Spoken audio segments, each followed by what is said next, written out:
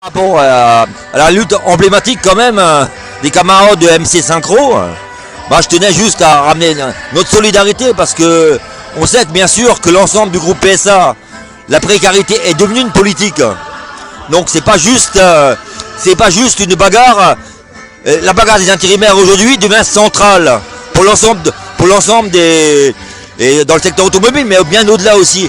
La précarité au sens général, c'est pour ça que cette lutte, non seulement elle devrait être gagnée, mais elle devrait être soutenue pour l'ensemble des organisations syndicales et politiques, ce qui n'a pas été le cas malheureusement. Et c'est pour ça justement que leur lutte elle est emblématique. Je vois justement les réactions sur le site de PSA Mulhouse sur la question de la grève des intérimaires.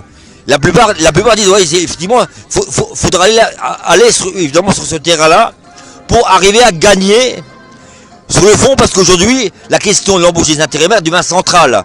D'autant plus que c'est une politique générale, que ce soit à PSA, que ce soit à Renault, la bagarre c'est la même.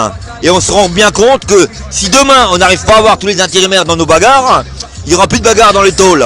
C'est pour ça que c'est une politique, et c'est pour ça que justement le soutien à cette lutte qui n'est que le début d'un mouvement d'ensemble sur la question de la précarité qui aujourd'hui est une vraie plaie du capital qui essaye de monter certains salariés contre d'autres.